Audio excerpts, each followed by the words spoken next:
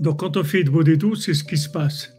Et comme on a étudié que quand on fait des efforts pour faire Idbodedut, ou bien qu'on fait Idbodedut la nuit, quand c'est Tfila Bekoach, quand on fait la prière avec des efforts, alors à ce moment-là, c'est Dieu lui-même qui va venir parler dans notre bouche. C'est à travers notre âme, c'est Dieu lui-même qui va s'exprimer dans notre bouche. Et j'ai vu, je vous ai raconté déjà, ça arrive des fois où vraiment c'est flagrant, c'est-à-dire c'est tellement fort que c'est impressionnant parce qu'on commence à dire des choses qu'on ne sait pas du tout, qu'on ne sait pas du tout d'où ça vient. C'est pas passé par notre cerveau, par notre réflexion, par notre ressenti, rien. Ça sort comme ça de notre bouche, comme si notre bouche c'est devenu, au lieu de devenir que ça soit notre bouche, elle a servi de partage. C'est devenu un haut-parleur. Au lieu que ce soit une bouche qui s'exprime elle-même, que ce soit notre expression à nous, en fait, c'est devenu le haut-parleur d'Hachem, et Hachem, il parle dans notre bouche. Et hier soir, quand je revenais du Kotel, par la vieille ville, après, il y a une longue route comme ça, et il n'y avait vraiment personne dans la rue, mais vraiment personne.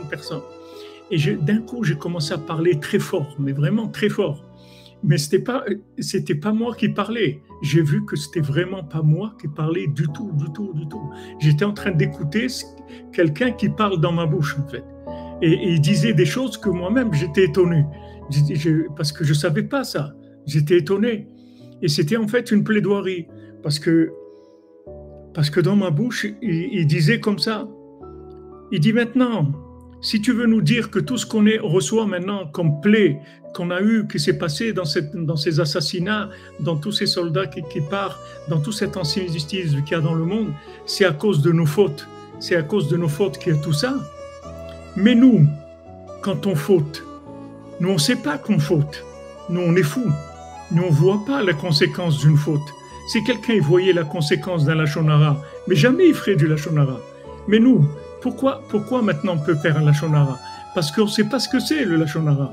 C'est ce qu'Hachem dit. Il dit, amenez pour moi une kapara parce que j'ai diminué la lune. Diminuer la lune, ça veut dire qu'on n'a pas, on ne voit pas la conséquence de nos actes. On ne voit pas ce que ça entraîne.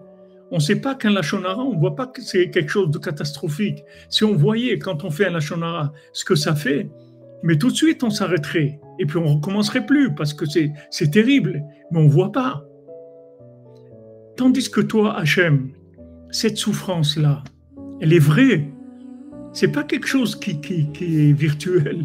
C'est une vraie souffrance. C'est des gens massacrés, des gens coupés, des brûlés, des choses terribles. Mais ça, c'est vrai, ça. Ça, tu le vis.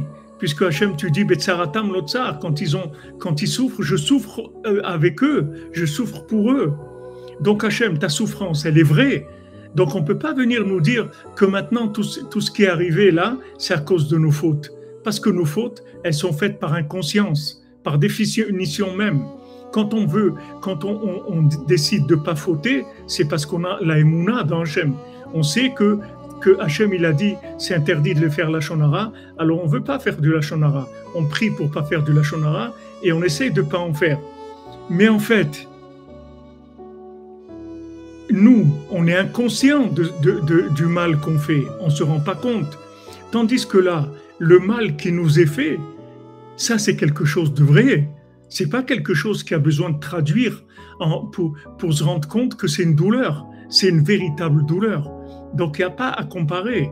Il n'y a pas à dire voilà, ce qu'on est en train de passer, c'est à cause des fautes qu'on a faites. Non, les fautes qu'on a faites, elles sont faites dans l'inconscience. Et on aurait bien aimé ne pas fauter, mais on est dans un monde d'imagination et on se fait avoir et on tombe, et on se relève et on prie et voilà, on étudie des halachot de lachon hara et on laisse faire un midot un petit peu. On fait tout ce qu'on peut pour essayer d'éveiller notre conscience sur la chose. Mais quand on faute, on est inconscient. On est inconscient. Tandis que là, les malheurs qu'il y a, ce sont des choses qui sont vraies. C'est pas des... Et voilà, tout ça, ça se disait dans ma bouche très fort dans la rue. J'écoutais, c'est-à-dire ma bouche c'est devenu un haut-parleur, comme si on l'a connecté sur une source qui parlait dans ma bouche. Et ça, vous le verrez quand vous faites Hitbod des doutes. Souvent, je ne sais pas qu'est-ce qui fait que c'est comme ça, pourquoi ça se déclenche, mais en tout cas, vous verrez souvent que Hachem, il va parler dans votre bouche, ou des tzadikim, ils vont parler dans votre bouche. C'est plus vous qui parlez dans le micro, c'est quelqu'un d'autre. Seulement, ça sort dans votre bouche.